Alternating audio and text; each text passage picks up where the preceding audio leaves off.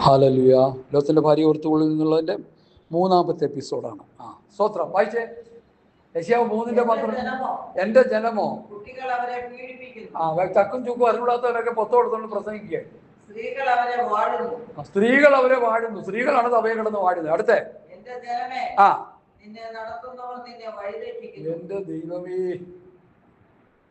നിന്നെ നടത്തുന്നവർ നിന്നെ വഴിതെറ്റിക്കുന്നു. അടുത്തേ, എന്റെ കർത്താവ്, ഈ പാപം ഇവിടെ കൊണ്ടുവന്നു. ഞാൻ വിശുദ്ധ ഉപദേശം പറയുമ്പോൾ പാസ് എല്ലാവരും പറയുന്നത്, പാസ് ഇത്രയൊക്കെ വേണോ? ഇത്രയും വേണം. ഇല്ലെങ്കിലോ ഞാൻ കുറ്റക്കാരനാണ്. ഇത് പറയുമ്പോൾ ഞാൻ കുറ്റക്കാരനാണ്.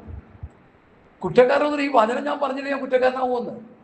ഞാൻ എന്തിനാ വചനം ധ്യാനിക്കുന്നത്? ഞാൻ എന്തിനാ പ്രാർത്ഥിക്കുന്നത്? ഞാൻ എന്തിനാ എപ്പോഴും ദൈവമോ അന്വേഷിക്കുന്നത്? ഞാൻ എന്തിനാ ആത്മാവിൽ ആരാധിക്കുന്നത്? ഞാൻ എന്തിനാ പോയി ശുശ്രൂഷ ചെയ്ത് കർത്താവിൽ നിന്ന് ആലോചന പ്രാപിച്ച് ജനത്തിന് കൊടുക്കുന്നത്? എന്തിനാ? അതെൻ്റെ ശുശ്രൂഷയാണ്. അപ്പോൾ അത് പറയേണ്ട പോലെ പ്രവൃത്തി 20-20 എടുക്കണ്ട.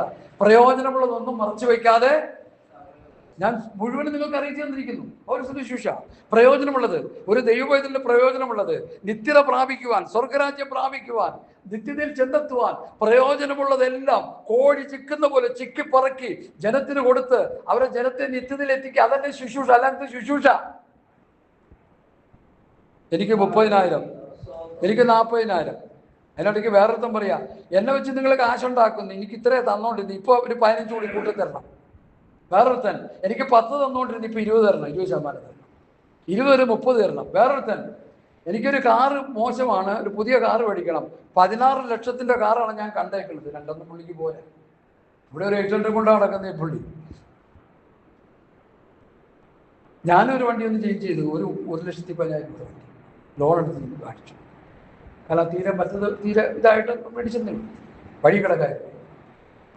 പക്ഷെ ആ പഴയ വണ്ടി നന്നായിട്ട് ഞാൻ മെയിൻറ്റെയിൻ ചെയ്തുകൊണ്ട് നടന്ന വണ്ടിയാണ്. പോട്ടെ, ആ വിഷയം പോട്ടെ. അപ്പോൾ സ്വത്രം, നമുക്ക് കർത്താവ് തരുന്ന ഏത് സാഹചര്യങ്ങളിലും പോകാനായിട്ട് നമ്മൾ പഠിക്കണം. 16 ലക്ഷം രൂപയുടെ 18 ലക്ഷം രൂപയുടെ കാറാണ് ഞാൻ കണ്ടേക്കുന്നത്. അതിൻ്റെ വിശ്വാസത്തോട് പറയാം, നിങ്ങൾ ആരെങ്കിലും വാങ്ങി തന്നാലും എനിക്ക് കുഴപ്പമൊന്നും. എന്താ ചെയ്യുന്നത്? ഇവരൊക്കെ എന്താ ചെയ്യേണ്ടത്? ചൂരവടിക്കടിക്കണോ? എന്താ ചൂരം കെട്ടിനടിക്കണോ? എന്നിട്ട് ഇവരെ ഫോളോ ചെയ്യാനായിട്ട് ആൾക്കാരുണ്ടെന്നാണ് അതിൻ്റെ രസം. ആദ്യം ഇവന്റെ രാജ്യം നീതി അന്വേഷിച്ചാൽ നിനക്കുള്ളതെല്ലാം കർത്താവ് തരുമെന്ന് പുസ്തകത്തിൽ എഴുതിയിരിക്കെ വിശ്വാസത്തോട് തെണ്ടുക. ആ കാർ എനിക്കൊന്ന് മേടിച്ചെന്ന ഉപകാരമായി. നിങ്ങൾക്ക് ആർക്കെങ്കിലും ഒരു ഹേമം ഉണ്ടായ ഹേമം ഉണ്ട്, നിന്നെ കത്തിക്കാനായിട്ടുള്ള ഹേമം അല്ല വേറെന്താ? എന്നെ കേൾക്കുന്ന പ്രിയപ്പെട്ടവരെ, നിങ്ങളെ നടത്തുന്നവർ നിങ്ങളെ തെറ്റിക്കുന്നു, അവർ വഴി നശിപ്പിക്കുന്നു. ഇടയ്ക്ക് ഒരു പ്രസ്ഥാനത്തിലെ ഏറ്റവും പ്രധാനപ്പെട്ട ഒരു പാസ്റ്റർ ഇടയ്ക്ക് പ്രസ്താവന എന്നെ വളരെ വേദനിപ്പിച്ചു. ഞാൻ ചോദിക്കട്ടെ, എൻ്റെ പാസ്റ്ററെ, നമ്മളെ വിശ്വാസികളെ ലോകത്തിൽ നിന്ന് അടർത്തിയെടുക്കുകയാണോ അതോ ലോകത്തിലേക്ക് തള്ളിവിടുകയാണോ ചെയ്യുന്നത്? അടർത്തിയെടുക്കില്ലേ ചെയ്യേണ്ടത്? തള്ളിവിടുകയാണോ ചെയ്യേണ്ടത്? അത് തെറ്റല്ലേ? നമ്മുടെ സഭയിൽ നിങ്ങൾ ആൾക്കാരുണ്ടെങ്കിൽ ചെയ്ത് കുഴപ്പമില്ല. മറ്റുള്ള ലോകത്തിന് മുമ്പ് വളഞ്ഞിരുന്ന് ഈ മണ്ടത്തരം വിളിച്ചോതുമ്പോൾ ചിന്തിക്കണം, ലോകം മുഴുവൻ സോഷ്യൽ മീഡിയയിലൂടെ, വാട്സപ്പിലൂടെ, ടെലഗ്രാമിലൂടെ, യൂട്യൂബിലൂടെ ഇവർ പറയുന്ന പ്രസ്താവന ലോകം മുഴുവൻ സെക്കൻഡ് കൊണ്ടുകളുണ്ട് കാണുകയാണ്. എന്നിട്ട് അവർ കണ്ടിട്ടെന്തിക്കും? സ്വർണത്തിന് വില കൂടും. എൻ്റെ മനസ്സിൽ ഞാൻ പറഞ്ഞ ആദ്യമില്ല. പത്തക്കോസ് എല്ലാം കൂടി സ്വർണം മേടിക്കാൻ പോയ സ്വർണത്തിന് വില കൂടും. മറ്റുള്ളവർ പ്രാവും നമ്മളെ ആ മുടിഞ്ഞവൻ കാരണം ഞങ്ങൾക്ക് കൂടി വല്ലതും വാങ്ങാൻ പറ്റാണ്ടായി. എന്തോ കോടിക്കണക്കിന് ബന്ധുക്കോസുകളൊക്കെ അല്ലേ എല്ലാവരും കൂടി മേടിക്കാൻ. അപ്പൊ തന്നെ കൂടിയിരിക്കുക ഓൾറെഡി. ഈ വേദന കൊണ്ട് ഞാൻ പറയുകയാണ്, ഞാൻ പരിഹസിക്കുകയൊന്നുമല്ല. പണ്ടൊക്കെ ആ പ്രസ്താവന നടത്തിയ പാസ്റ്ററുടെ പ്രസംഗം കേട്ട് യാനിലെ പോലെ വരച്ചു കിടന്ന മനുഷ്യനായി പറയണമെന്ന് ഓർത്തോളാം. പണ്ട് കിട്ടിയ ദർശനമൊക്കെ ഇവിടെ പോയി. ഗ്രീൻ കാർഡ് കിട്ടിയപ്പോൾ നിന്റെ ദർശനത്തിന് എന്ത് സംഭവിച്ചു? കോടികൾ കിട്ടിയപ്പോൾ നിന്റെ ദർശനം എവിടെ പോയി? ഞങ്ങളുടെ ഉപദേഷ്ടാവിൻ്റെ ശിഷ്യനാണ് ഈ മാന്യദേഹം. പറയാൻ എനിക്ക് ലജ്ജയുണ്ടെന്ന്. ഹല്ലേലൂയ. എല്ലാവരും പ്രസ്താവന ഇറക്കിയപ്പോൾ ഞാനും ഒന്ന് ഇറക്കി, എല്ലാവരും കേൾക്കട്ടെ. കർത്താവ് ഒരാളെ സഭ എടുക്കാൻ നേരം നമ്മൾ ലോകത്തോട് ഇടകലർത്തല്ല ചെയ്യുന്നത്. ലോകത്തിൽ എൻ്റെ വചനം പഠിപ്പിച്ച ദേവദാസം പറയും, ഓരോ ദിവസവും സഹോദരന്മാരെ എന്ത് ചെയ്യണം? നമ്മൾ ലോകത്തിൽ നിന്ന് ലോകസ്നേഹം നമ്മൾ കുറഞ്ഞു വരണം. വിശുദ്ധിയുടെ പാന്താവിലേക്ക് നമ്മൾ അടുത്തുകൊണ്ടിരിക്കണം. ഞാൻ വിശുദ്ധനായിരിക്കാൻ നിങ്ങൾ വിശുദ്ധരായിരിക്കും എഴുതിയിരിക്കുന്നുവല്ലോ വചനം പറയുന്നു. അതുകൊണ്ട് നമ്മള് സ്വത്രം ഞാനിപ്പോൾ വായിച്ച വാക്യം എന്താ വായിച്ച വാക്യം? ഇത് പറയാൻ എൻ്റെ ഹൃദയത്തെ കിട്ടിയ പ്രേരണ എന്താ? കത്തൽ എന്താണ്? 967 സംവത്സരം ദൈവം ആയുസ് കൊടുത്ത ആ മനുഷ്യന് 120 സംവത്സരമായിട്ട് കുറച്ചു. എന്താ കാരണത്താൽ? എവിടെ നിന്ന് പറഞ്ഞ നല്ലല്ല വാക്യ വചനം പറയുന്നത്, തങ്ങൾക്ക് ബോധിച്ചതുപോലെ. തങ്ങൾക്ക് ബോധിച്ചതുപോലെ ഒരു പ്രസ്താവന ഇറക്കുമ്പോൾ വചനത്തിന് ബോധ്യമായ വേണം. വചനത്തിന്റെ ബോധ്യം നമ്മൾ നോക്കണം. വചനത്തിൽ എന്ത് പറഞ്ഞിരിക്കുന്നു നോക്കണം. എന്റെ പക്ഷം ഞാൻ പറയട്ടെ, എങ്ങനെയെങ്കിലും ലോക സ്നേഹത്തിൽ നിന്നും ലോകത്തിന്റെ അശുദ്ധിയിൽ നിന്നും വിശ്വാസികളെ വിശുദ്ധിയുള്ള ഉപദേശം പ്രസംഗിച്ച് ദൈവത്തോട് അടുപ്പിക്കേണ്ട ശുശ്രൂഷകന്മാര് ഇങ്ങനെയുള്ള പോഷത്വങ്ങൾ വിളിച്ചു പറയുമ്പോൾ ജനം ആത്മീയമായി തകരുകയാണോ? ജനം ആത്മീയമായി ലോകത്തിലേക്ക് ഇറങ്ങുകയാണോ? അതോ സ്തോത്രം ജനം നന്നാവുകയാണോ ചെയ്യുന്നത്? നിങ്ങൾ പറ. ഇപ്പൊ ഒരാളൊരെണ്ണം മേടിച്ചു, അത് മേടിച്ചില്ലേ സ്തോത്രം, അതിനേക്കാൾ കുറച്ചുകൂടി മെച്ചമായിട്ടുള്ള ഞാൻ മേടിക്കില്ലേ, കാശുള്ളവരല്ലേ, വേറെ ഒന്നും മേടിച്ചു. നിങ്ങൾ രണ്ടും മേടിച്ചതിനേക്കാൾ കുറച്ചുകൂടി മെച്ചമായ ഒരു ഫാഷൻ കർത്താവ് എനിക്ക് തരാൻ വേണ്ടി സ്തോത്രം സ്തോത്രം സ്തോത്രം എന്ന് പ്രാർത്ഥിച്ചിരിക്കുക. എവിടുത്തെ സ്തോത്രം? അങ്ങനെ കിടന്ന് മത്സരിച്ച് അവസാനം എന്ത് ചെയ്യുക?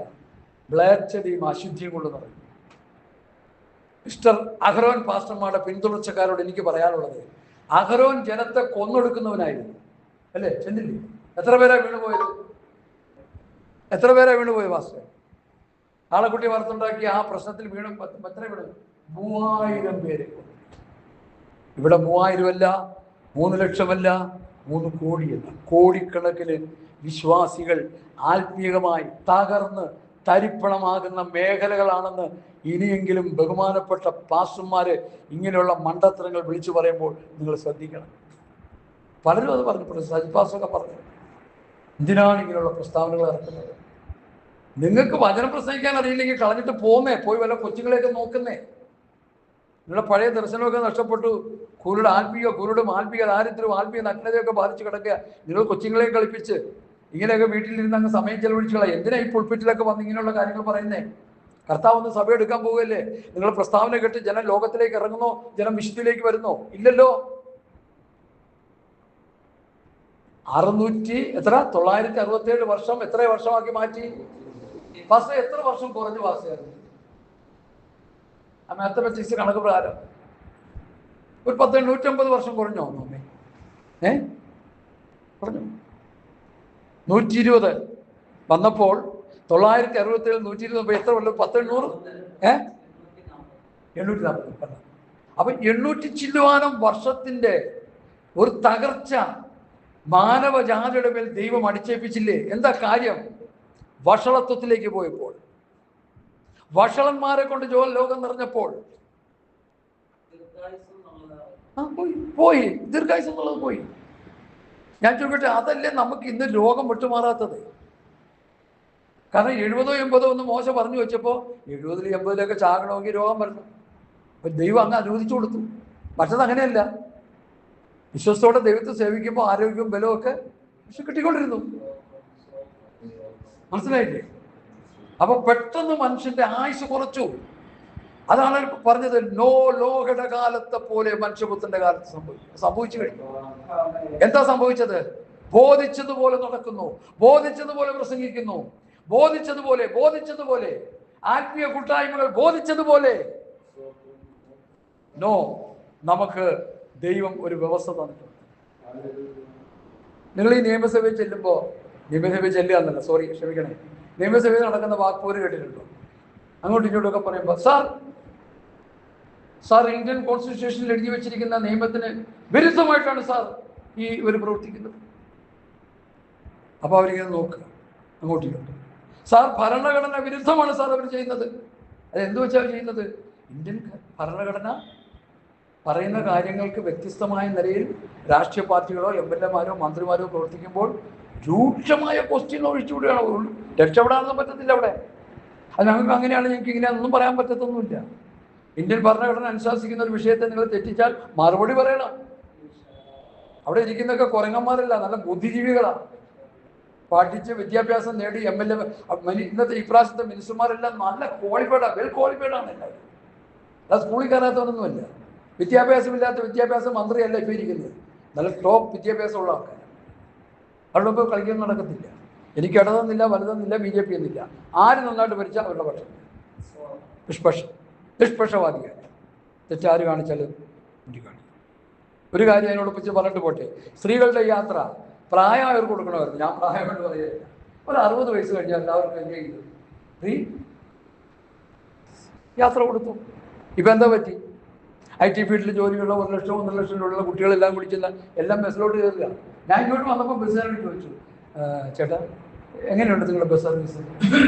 ഒന്നും പറയേണ്ട എൻ്റെ ചേട്ടാ, ഞങ്ങൾക്ക് 4000 5000 6000 രൂപ ദിവസം കളക്ഷൻ കുറവാണ്, ഞങ്ങളുടെ ബിസിനസ് നിലച്ചു പോകും. ഇവർ ചെയ്ത ഏറ്റവും വലിയ പൊട്ടത്തരമാണ്. ആരും വലിയ സ്മാർട്ട് കളിക്കരുത്. VD സതീശൻ എന്നല്ല, ഏത് സതീശനാണെങ്കിലും നമ്മൾ ആരും ഓവർ സ്മാർട്ട് ആകരുത്. നമ്മളൊരു കാര്യം ചെയ്യുമ്പോൾ അതിൻ്റെ പിന്നാമ്പുറങ്ങൾ പലതും നോക്കണം. ബസ്സുകാരെന്ന് പറഞ്ഞാൽ എത്ര ലക്ഷം ആൾക്കാരുണ്ട് ബ്രദറെ ഈ കേരളത്തിൽ ബസ് ജീവനക്കാർ ഇല്ലേ? ലക്ഷക്കണക്കിന് ജനം അതുകൊണ്ട് ജീവിക്കുന്നില്ലേ? ലക്ഷക്കണക്കിന് ആൾക്കാർ ബസ് നടത്തിയും അതിൻ്റെ കാര്യങ്ങളൊക്കെ ചെയ്ത് ജീവിക്കുന്നവരല്ലേ? അവരെല്ലാം വയറ്റ് തടിച്ച പോലെ ഇരിക്കുക. അവർക്ക് കാശ് കൊടുത്തില്ല, അവർ ബിസിനസ് നിർത്തും. അവരെല്ലാം പട്ടിണിയോ? ആരാ അതിന് ഉത്തരവാദി? ഞാനത് പറയാൻ നിൽക്കുകയല്ല. അതെന്തെങ്കിലും ആവട്ടെ, നമുക്ക് പ്രാർത്ഥിക്കാൻ നില വേറൊന്നും പറയാനില്ല. ഇവിടെ നമ്മുടെ ലക്ഷ്യം നിത്യത നഷ്ടമാകുന്ന വിഷയമാണ്. ഇവിടെ ഞാൻ ഈ പറഞ്ഞുകൊണ്ടാണ് നമ്മുടെ നിത്യത നഷ്ടമാകുന്ന വിഷയമാണ്. ബോധിച്ചതുപോലെ നടന്നു കഴിയുമ്പോൾ ദൈവം ആയുസ്സിനെ കുറച്ചു. പിന്നെ അത് വായിക്കാൻ പാസ്, അതിൻ്റെ ഓരോന്നായിട്ട്. അവൻ ജഡ മനുഷ്യനിൽ എൻ്റെ ആത്മാവ്, 3-ാം വാക്യം തൊട്ട് വായിക്കാം. അപ്പോൾ യഹോവ മനുഷ്യനിൽ എൻ്റെ ആത്മാവ്, ഉൽപ്പത്തി 6:3 മുതലാണ് വായിക്കുന്നത്. സദാകാലം വാദിച്ചുകൊണ്ടിരിക്കുകയില്ല, അവൻ ജഡം തന്നെയല്ലോ. എങ്കിലും അവൻ്റെ കാലം 120 സംവത്സരമാകുമെന്ന് അറിയുന്നു. അക്കാലത്ത് ഭൂമിയിൽ ഇന്ന് അതേ ഉള്ളൂ. അക്കാലത്ത് ഭൂമിയിൽ ഇന്ന് മല്ലന്മാരെ കൊണ്ട് നിറഞ്ഞു കിടക്കുക. അതിന്റെ ശേഷവും ദൈവത്തിന്റെ പുത്രന്മാർ മനുഷ്യരുടെ ബുദ്ധിമാന്റെ അടുക്കൽ ചെന്നിട്ട് അവർ മക്കളെ പ്രസവിച്ചു. ഇവരാകുന്നു പുരാതന കാലത്തെ വീരന്മാരും വീരപ്പന്മാരും കൊണ്ട് നിറഞ്ഞു കിടക്കുക നമ്മുടെ നാട്ടിൽ. അടുത്ത് കീർത്തിപ്പെട്ട പുരുഷന്മാർ. അതോടെ നിൽക്കട്ടെ. കീർത്തിപ്പെട്ട പുരുഷന്മാരെന്ന് പറഞ്ഞാൽ എന്താ? ഫേമസ് പുരുഷന്മാർ. നമ്മൾ 5 ഇഡ്ഡലിയോ 6 ഇഡ്ഡലിയോ തിന്നുമ്പോൾ 120 ഇഡ്ഡലി തിന്നുന്നത് കീർത്തി. ഏറിന് വേണ്ടി 120 ഇഡ്ഡലി തിന്നുന്ന ഒരു പെരുവയരം നമ്മളവിടെ കീർത്തി. ഏറ്റവും കൂടുതൽ സിനിമയിൽ അഭിനയിച്ച ഒരാൾ, ഏറ്റവും കൂടുതൽ റൺ നേടിയവർ, ഇതൊരു കീർത്തി. ഈ കാലഘട്ടത്തിന്റെ പ്രത്യേകത ഇത്. അവരാണ് ഹീറോ, അവരാണ് ഇവിടുത്തെ ആൾ ദൈവങ്ങൾ. എൻ്റെ പൊന്നെ, സച്ചിനോ അല്ലെങ്കിൽ വേണ്ട സാംസൺ തന്നെ 10 ഗോളടിച്ച് റണ്ണെടുത്തിട്ട് പുള്ളി എയർപോർട്ടിൽ വന്നിട്ട് പുള്ളി വിട്ടില്ല. എല്ലാവരും ഇച്ചിരി കീർത്തി കിട്ടിക്കഴിഞ്ഞാൽ പിന്നെ അവരെ അങ്ങ് പൊതിയാണ് ആൾക്കാർ. പിന്നെ അവർ ആൾ ദൈവങ്ങളായി മാറി. സച്ചിനൊക്കെ ആൾ ദൈവമാണിപ്പോ. സിനിമാ നടന്മാർ നന്നായി, അവരൊക്കെ ആൾ ദൈവങ്ങളായി. കീർത്തിപ്പെട്ട പുരുഷന്മാർ. ഇതൊക്കെ ശാപമാണ്, നാളിന്റെ ശാപമാണിത്.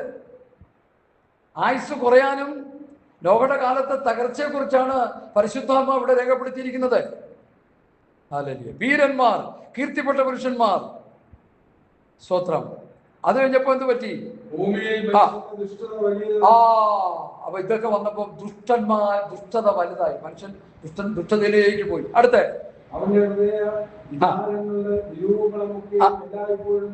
ദോഷമുള്ളതെന്ന് കണ്ടോ? എപ്പോഴും ദോഷമുള്ളത്. അടുത്ത തീർന്നില്ലേ? മനുഷ്യനെ സൃഷ്ടിച്ച ദൈവം അനുതപിച്ചു എന്ന്. എത്ര ദുഃഖകരം.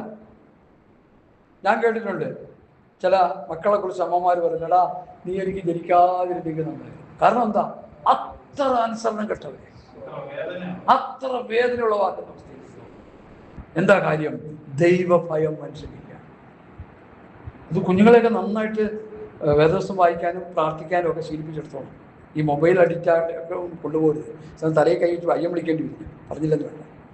അവർ മൊബൈലൊക്കെ, മോനെ മൊബൈൽ അത്യാവശ്യം ഉപയോഗിക്കുക, പഠിച്ച് ജോലി നേടുക, ഒരു വരുമാനം നേടുക. ഒരു ഡിഗ്രി ഇല്ലാത്തവന്, നല്ലൊരു ജോലി ഇല്ലാത്തവന് കറിവേപ്പന പോലെ ഇന്ന് ലോകം കാണുന്നത് ഇല്ലേ? എല്ലാം മമ്മി ശരിയല്ലേ? അപ്പം അതിനുള്ള വഴികളൊക്കെ നിങ്ങൾ തുറന്നു കൊടുക്കുന്നുണ്ട്. ചൊല്ലും തല്ലും കൊടുത്തു വളർത്തുക. ഒരു ബസ് സ്കൂളിൽ വന്നു ചൊല്ലും തല്ലും, തിന്നാനും കൊടുക്കുക. ഇതൊക്കെ നമ്മൾ ചെയ്യേണ്ട കാര്യങ്ങൾ എന്ന് പറഞ്ഞ് മക്കളെ എടുത്തിട്ട് വല്ലാതെ ഉപദ്രവിക്കുന്നതല്ല, ശാന്തമായിട്ട് പറഞ്ഞ് മനസ്സിലാക്കി അവരെ കൊണ്ട് പ്രാർത്ഥിച്ച് കാര്യങ്ങളൊക്കെ ചെയ്യുക. അവർ നമുക്കൊരു അനുഗ്രഹമായി തീരട്ടെ. കാരണം ഈ തലമുറ അങ്ങനത്തെ തലമുറയാണ്. അടുത്ത് വായിക്കാൻ പാസ്റ്ററെ. ഞാൻ സൃഷ്ടിച്ചിട്ടുള്ള മനുഷ്യരെ ഭൂമിയിൽ നിന്ന് നശിപ്പിച്ചു കളയും. മതി നിൽക്കട്ടെ. എന്തായി? ബോധിച്ചതുപോലെ നടന്നുകൊണ്ട് ദൈവം കൊടുത്തൊരു സ്റ്റേറ്റ്മെന്റ് എന്താണ്? മനുഷ്യനെ ഞാൻ നശിപ്പിച്ചു. ആ കാലത്തിൽ വന്നിരിക്കുക. ഈ നോഹയുടെ കാലം പോലെ മനുഷ്യപുത്രന്റെ വരവാകുമെന്ന് കർത്താവ് പറഞ്ഞത് സംഭവിച്ചു കഴിഞ്ഞു. ദൈവം ഈ ലോകത്തെ നശിപ്പിക്കാൻ പോകുന്നു. ഈ കാണുന്ന ദുഷ്ടതകളെല്ലാം ദൈവം ഒരു വിരാമം ഇടാൻ പോകുന്നു.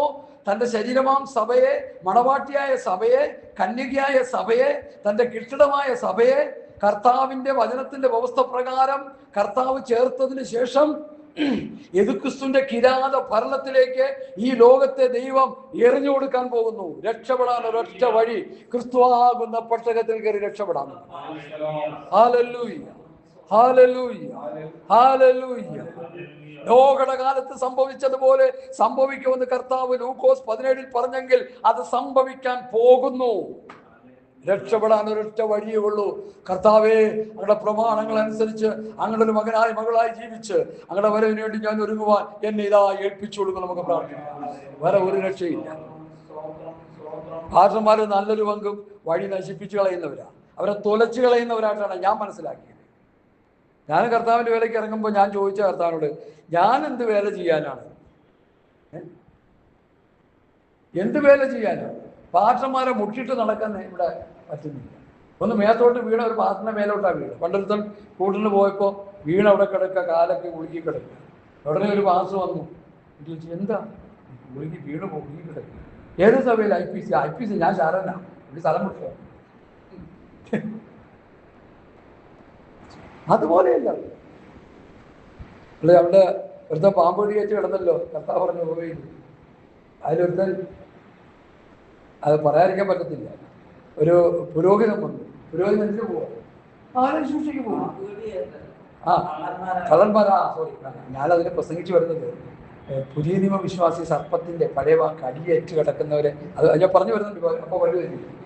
അപ്പോൾ ഈ കള്ളന്മാരാൽ പിടിക്കപ്പെട്ട് കിടക്കുന്നവനെ, ഉപദ്രവമേറ്റ് കിടക്കുന്നവനെ ഒരു പുരോഹിതൻ വരിക. അല്ല, പുരോഹിതൻ ശുശ്രൂഷ ചെയ്യാൻ പോവാ. എന്റെ പൊന്നെ, അവിടെ ചെന്ന് ശുശ്രൂഷ ചെയ്തിട്ട് വേണം ആൾക്കാർക്ക് ഗുണമുണ്ടാകാൻ. അത് കഴിഞ്ഞ് കൊടുത്താൽ ലേഖ്യം വന്നു. അവൻ അതിനും വലിയ ശുശ്രൂഷകനാണ്. അവസാനം ആര് വന്നു? നല്ല സ്ത്രീ. അതിന് ഞാൻ പറയുന്നതാണ്, സർപ്പത്തിന്റെ കടിയേറ്റ് കിടക്കുന്ന, പഴയ പാമ്പാകുന്ന പിശാചിന്റെ ചതിയിൽപ്പെട്ട് കിടക്കുന്ന മനുഷ്യനാണ് ഈ ലോകത്ത് കിടക്കുന്നത്. അവരെ രക്ഷപ്പെടുത്താൻ ഒരു നല്ല ശമര്യക്കാരനാകാൻ എനിക്ക് നിങ്ങൾക്ക് കഴിയുമോ? കർത്താവിന്റെ സ്വഭാവം ഏറ്റെടുത്ത് കർത്താവിന്റെ മനസ്സുള്ളവരായി, ക്രിസ്തുവിന്റെ ഭാവമുള്ളവരായി ആത്മാക്കളെ രക്ഷിച്ചെടുക്കാൻ ഇങ്ങോട്ട് വന്നപ്പോൾ കർത്താവിന് എനിക്കൊരു വാക്യം തന്നു. എന്നെ ദൈവം അയച്ചേക്കുന്ന ചിലരെ തീയിൽ നിന്ന് വലിച്ചെടുത്ത് രക്ഷിക്കാനാ. തീപ്പൊയ്കയിലേക്ക് പോയിക്കൊണ്ടിരിക്കുന്നവരെ തീയിൽ നിന്ന് വലിച്ചെടുത്ത് രക്ഷിക്കാനാ ദൈവം എനിക്കൊരു ദൗത്യം തന്നിരിക്കുന്നത്. അതാ ഞാൻ ചെയ്തുകൊണ്ടിരിക്കുന്നത്. ഹല്ലേലൂയ. എന്നെ കേൾക്കുന്ന പ്രിയപ്പെട്ടവരെ, ലോകത്തെ ദൈവം നശിപ്പിക്കാൻ പോവുകയാ. ഉൽപ്പത്തി പുസ്തകത്തിൽ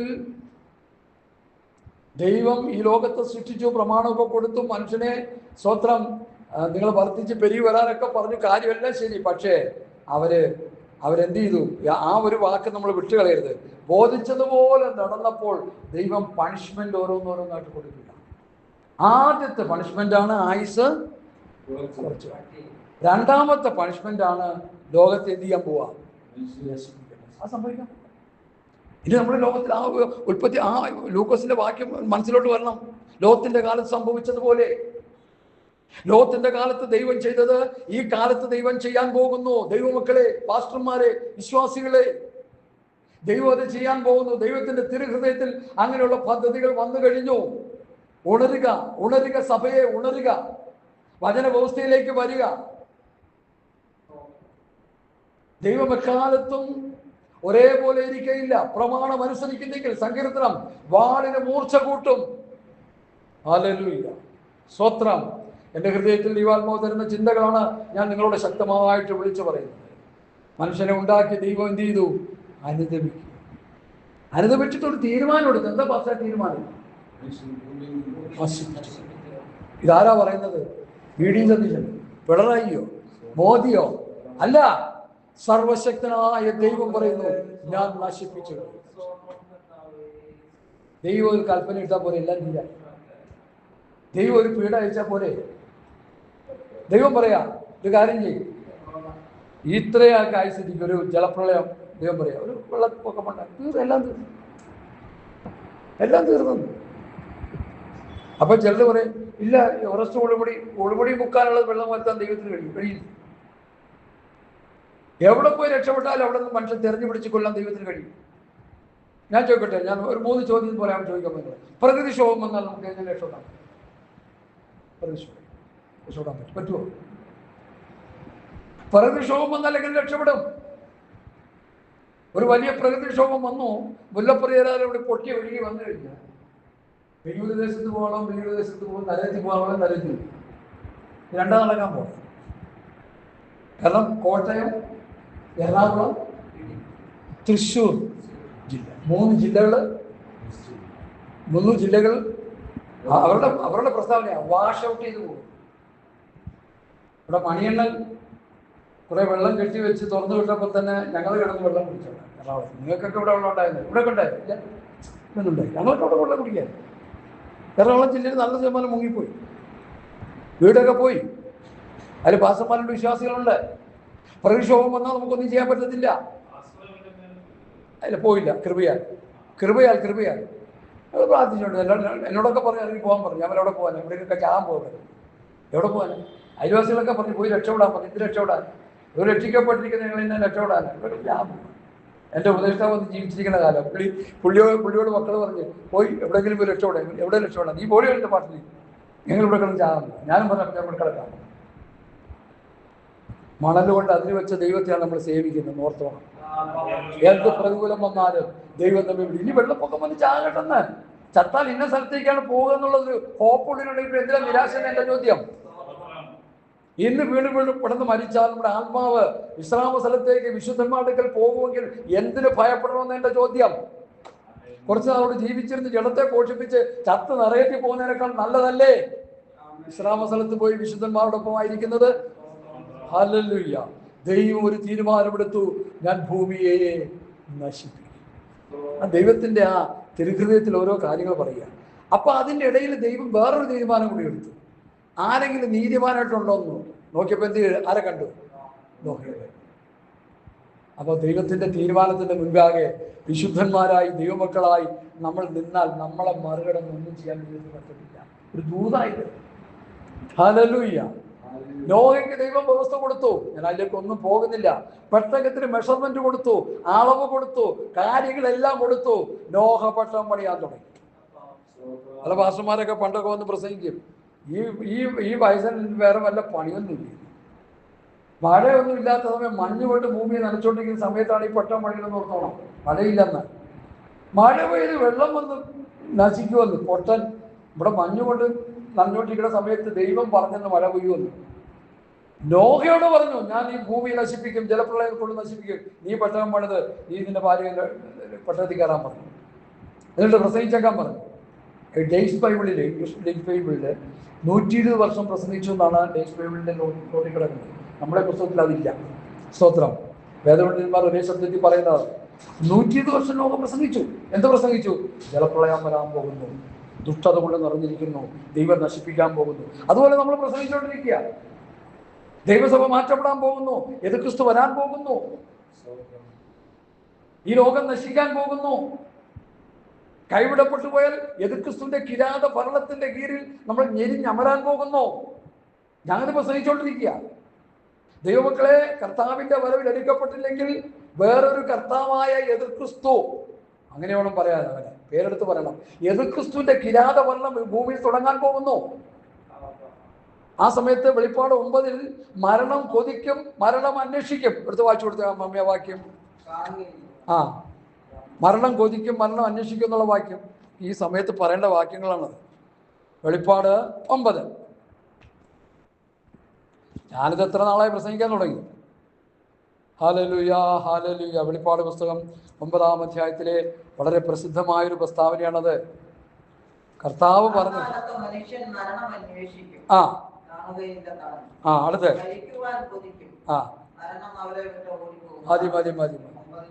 മതി. 9:6 ഈശ്വരനെ സൂക്ഷിച്ച് നോക്കി പഠിച്ചോണേ. മരണം അന്വേഷിക്കും. ഞാനൊന്ന് ചോദിക്കട്ടെ, ഈ മരണം അന്വേഷിക്കുക എന്ന് പറഞ്ഞാൽ എന്തുകൊണ്ടാണ് അന്വേഷിക്കുന്നത്? ജീവിക്കാൻ പറ്റുന്നില്ല. ഇവിടെ പിശാച് നൃത്തം വയ്ക്കുകയാണ്, പിന്നെ എങ്ങനെയാ ജീവിക്കുന്നേ?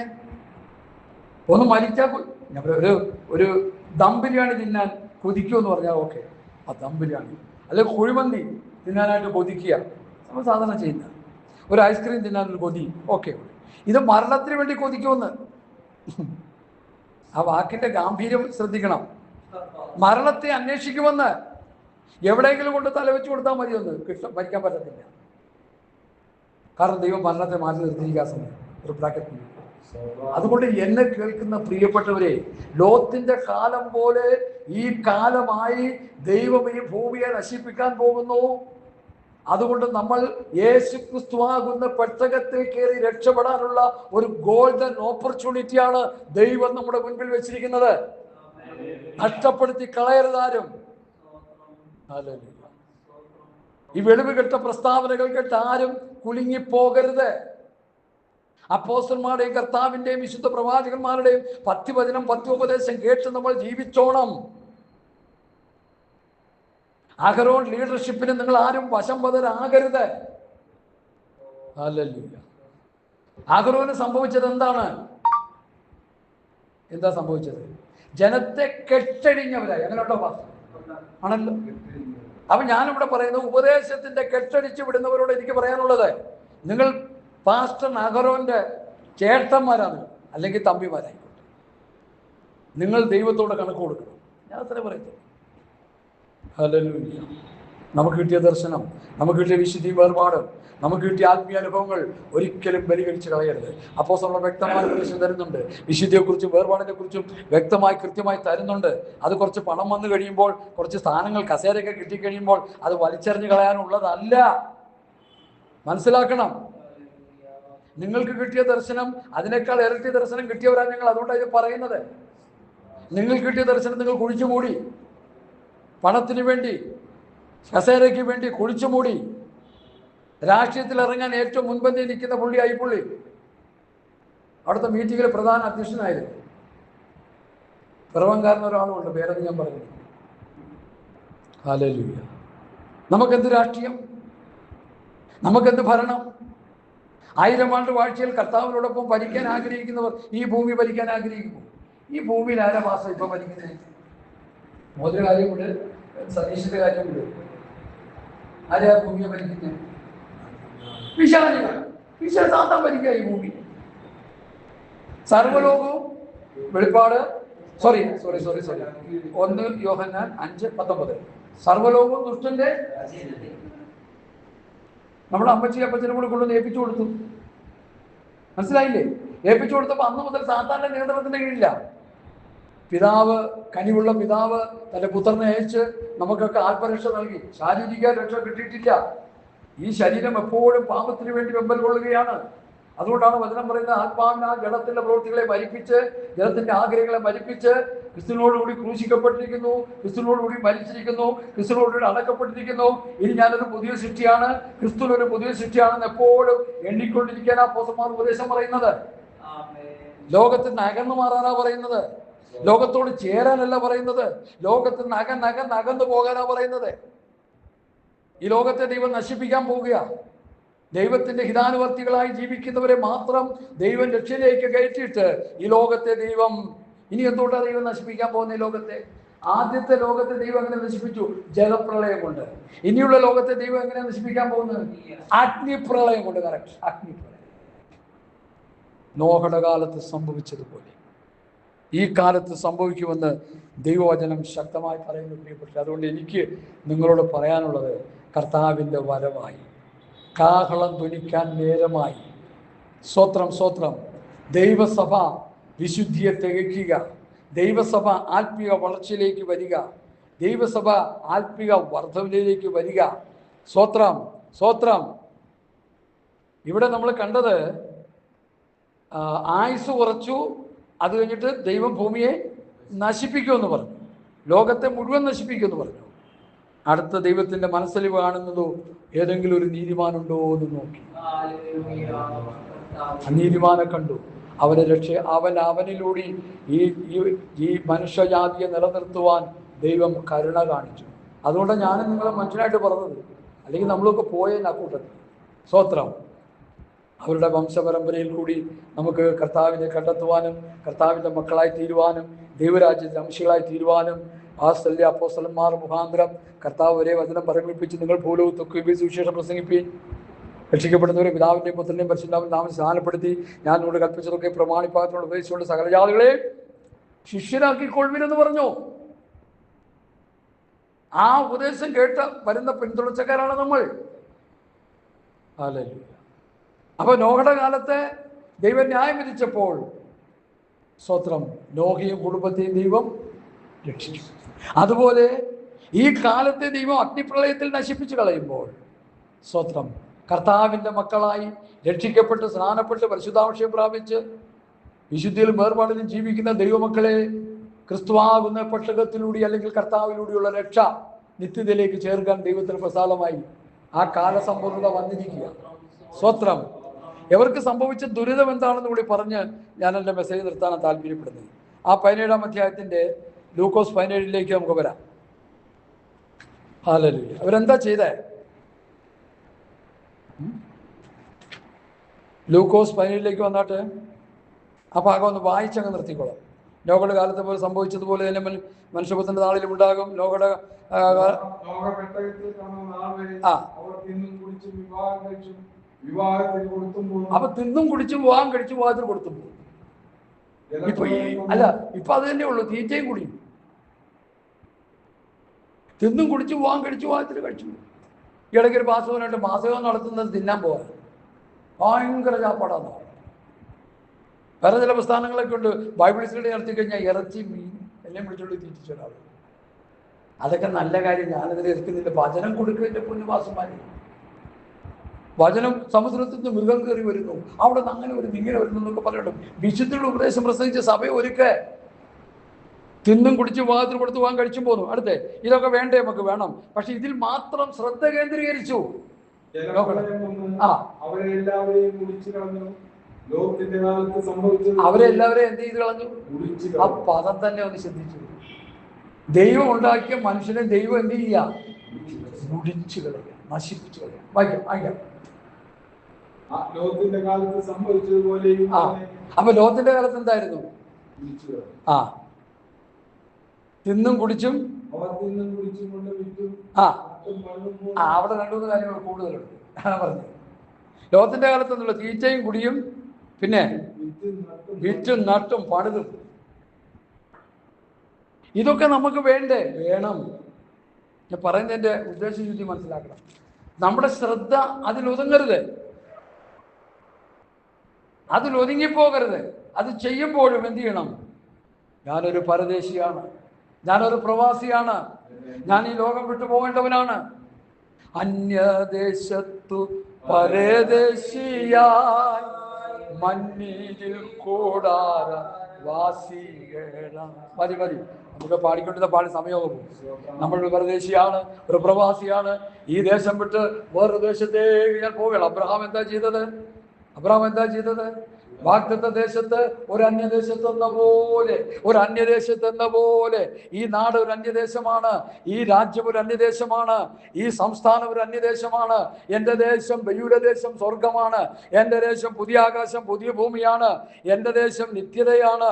എൻ്റെ ദേശം ദൈവം സ്വത്രം സകലത്തെയും ഭരിക്കുന്ന ആ സ്വർഗീയ സന്തോഷത്തിന്റെ ദേശമാണ് എന്നൊരു ചിന്ത നമുക്കുണ്ടാകണം. കഷ്ടതയില്ലാത്ത, കണ്ണുനീരില്ലാത്ത, ദുഃഖമില്ലാത്ത, മുറവിളിയില്ലാത്ത, മരണമില്ലാത്ത ഒരു നിത്യത എനിക്ക് വേണ്ടി ഒരുക്കി വെച്ചിരിക്കുന്നു. അതുകൊണ്ട് തീറ്റയും കുടിയും വിവാഹം കഴിച്ച് വിവാഹത്തിന് കൊടുത്തും പണിതും പോന്നാൽ എൻ്റെ കാര്യം പോക്ക. സ്വത്രം. അടുത്ത വായിക്കാം പാസ്റ്റർ.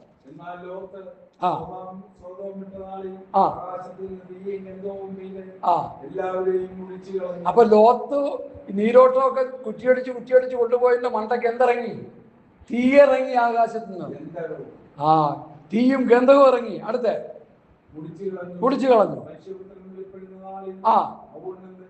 അപ്പൊ കർത്താവ് വരുന്ന സമയത്ത് ഇതൊക്കെ സംഭവിക്കും. ഭക്തന്മാർ ഇതിന്റെ പുറകെ നടക്കുക, ഭൗതികത്തിന്റെ പുറകെ നടക്കുക, വീടോട് വീട് കൂട്ട്, സമ്പത്തോട് സമ്പത്ത് കൂട്ടി, ഏക്കറണക്കിന് തോട്ടങ്ങളൊക്കെ വാങ്ങിക്കൂട്ടി ദൈവം തന്നെന്ന് പറഞ്ഞ് സന്തോഷിച്ചുകൊണ്ടിരിക്കുക. ദൈവം റിയൽ എസ്റ്റേറ്റ് ബിസിനസ് തരുന്നു, ദൈവം ആ ബിസിനസ് തരുന്നു, ദൈവം ഭൗതികം തരുന്നു, ദൈവം 1 കോടിയുടെ കാറ് തരുന്നു, ദൈവം അത് തരുന്നു, ഇത് തരുന്നു എന്ന് പറഞ്ഞ് ഈ ന്യൂ ജനറേഷൻ പാസ്റ്റർമാർ പ്രസംഗിക്കുന്ന പ്രസംഗം കേട്ട് ഞാൻ സങ്കടപ്പെട്ടുകൊണ്ടിരിക്കുക. ഭൗതിക അനുഗ്രഹത്തിന്റെ കലവറകളെല്ലാം ദൈവം തരുന്നു എന്ന് പറഞ്ഞ് ആൾക്കാരായിട്ട് വട്ടം കറക്കിക്കൊണ്ടിരിക്കുക. നിങ്ങളെ നടത്തുന്നവർ നിങ്ങളെ തെറ്റിക്കുന്നു, വഴി നശിപ്പിച്ചു കളയുന്നു. എനിക്ക് പ്രസംഗിക്കാനുള്ളത്, ഈ ഭൂമിയിൽ നമുക്കൊന്നുമില്ല. നമ്മളിപ്പോ ഇവിടെ പാട്ടുപാടി എൻ്റെ ആദ്യത്തെ വരി എന്താ? അല്പകാലം മാത്രം ഈ ഭൂമിയിലെ വാസം, അല്പകാലം.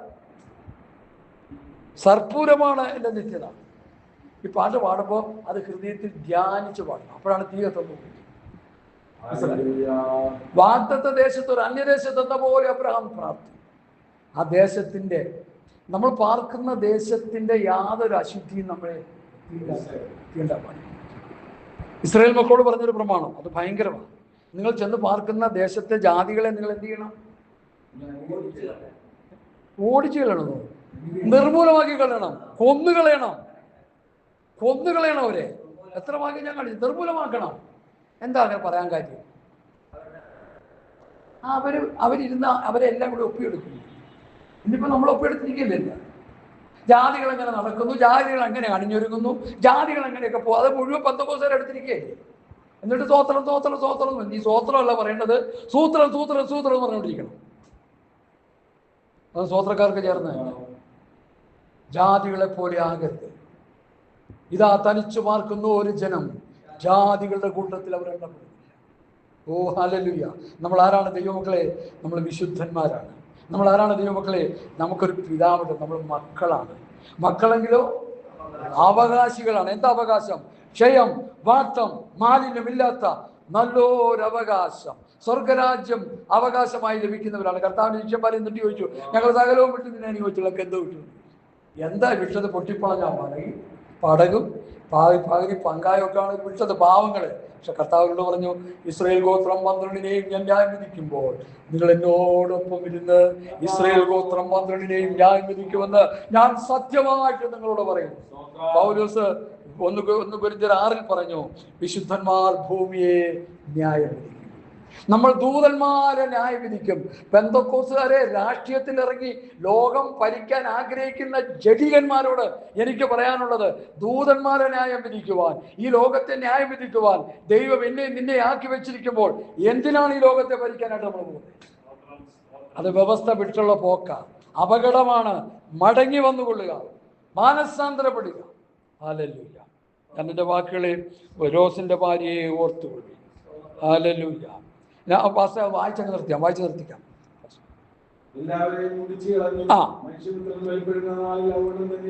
ആകും.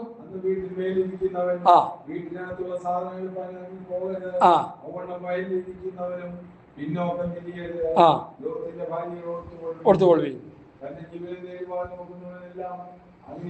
നമ്മുടെ ജീവനെ സംരക്ഷണം ചെയ്യാനായിട്ട് ഈ ലോകത്ത് നമ്മൾ നോക്കിയാൽ അത് നഷ്ടപ്പെടും. അടുത്ത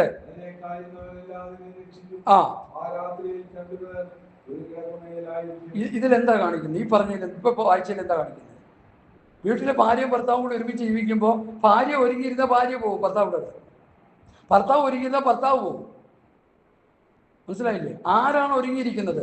ആരാണ് ഉണർന്നിരിക്കുന്നത്? ആരാ പ്രമാണം അനുസരിക്കുന്നത്? അവരൊക്കെ പോകും. ആ രാത്രി 2 പേർ വായിക്കാം പാസ്റ്റർ.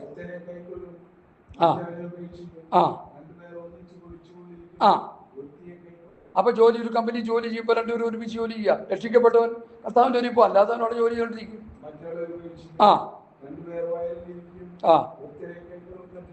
ഉപേക്ഷിക്കും. മതി പാസ്റ്റർ, മതി. നമുക്ക് കണ്ണുകളടയ്ക്കാം, പ്രാർത്ഥിക്കാം. എത്ര മനോഹരമായൊരു സന്ദേശം. വളരെ വളരെ ഷോർട്ടായിട്ട് ഞാനിത് പറഞ്ഞതേ ഉള്ളൂ. നോഹയുടെ കാലം പോലെ മനുഷ്യപുത്രന്റെ വരവാണ്. ലോത്തിന്റെ ഭാര്യയെ ഓർത്തുകൊള്ളി. കർത്താവ് പറഞ്ഞു, പത്രോസ് പറഞ്ഞു, ലോത്തിനെ ഓർത്തുകൊള്ളുക. നീതിമാനായിരുന്നു, വലഞ്ഞുപോയി. അനേക നീതിമാന്മാർ വലഞ്ഞു കിടക്കുന്നത് ഞാൻ ആത്മാവിൽ കണ്ടാണ് ഈ ദൂത് പറയുന്നത്. ഒരു നല്ല തുടക്കത്തോടെ അനേകർ ഇറങ്ങി തിരിച്ചു. അവസാനം വലഞ്ഞ് ഇനി വലയാനില്ല, ആ പരുവത്തിൽ കിടക്കുക. ഈ സന്ദേശം കേൾക്കുന്ന നിങ്ങൾക്ക് ആർക്കും ഈ ഗതികെട്ട അനുഭവം ഉണ്ടാകരുത്. കഷ്ടപ്പാടുകളോ ബുദ്ധിമുട്ടുകളോ ഞെരുക്കങ്ങളോ പ്രയാസങ്ങളോ ഒക്കെ നമുക്കുണ്ടായാലും ഈ ചെറിയ കാലം, ഹ്രസ്വകാലം, 70-80 സംവത്സരം, അത് കഴിഞ്ഞാൽ ഒരു വലിയ മഹാസന്തോഷത്തിലേക്കാണ് നമ്മൾ പ്രവേശിക്കുന്നത്. സ്വർഗീയ സന്തോഷത്തിലേക്കാണ് നമ്മൾ പ്രവേശിക്കുന്നത്. രോഗമില്ലാത്ത, കഷ്ടതയില്ലാത്ത, കണ്ണുനീരില്ലാത്ത, ദുഃഖമില്ലാത്ത, മരണമില്ലാത്ത, കോവിഡ് ഇല്ലാത്ത, രോഗങ്ങളില്ലാത്ത, യാതൊരു പ്രശ്നങ്ങളുമില്ലാത്ത രൂപാന്തര ശരീരം ദൈവം നമുക്ക് തരാൻ പോവുക. അതാണ് നിത്യജീവൻ. അത്ഭുതകരമായ ഒരു ശരീരത്തിന്റെ ഉടമകളാണ് തീരാൻ പോവുകയാണ്. നിത്യമായി സ്വർഗീയ സന്തോഷത്തിൽ ജീവിക്കുന്ന, സന്തോഷത്തിന്റെ തിമിർപ്പിൽ ജീവിക്കുന്ന ഒരു സ്വർഗീയ ശരീരത്തിന്റെ ഉടമകളാക്കി കർത്താവ് നമ്മളെ തീർക്കാൻ പോവുകയാണ്. അതുകൊണ്ട് ലോകത്തെ ഉപേക്ഷിക്കാം, നമുക്ക് ലോക സ്നേഹങ്ങളെല്ലാം ഉപേക്ഷിക്കാം, ലോകത്തെ വെറുമയായിട്ടെണ്ണാം, പിമ്പിളതൊക്കെ മറക്കാം, മുൻപിലുണ്ടി ആഞ്ഞ് പറമ്പിനുള്ളിലാക്കിലേക്ക് ഓടാം. കർത്താവ് അതിനായിട്ട് നമ്മെ സഹായിക്കട്ടെ എന്ന് പറഞ്ഞ് എൻ്റെ വാക്കുകളെ ചുരുക്കുന്നു. അല്പസമയം നമുക്കൊന്ന് സ്വോത്രം ജീവനത്തിനും പാകെ സ്വോത്രം ചെയ്യാം. സ്വോത്രം സ്വോത്രം സ്വോത്രം സ്വോത്രം സ്വോത്രം സ്വോത്രം സ്വോത്രം. Hallelujah, hallelujah.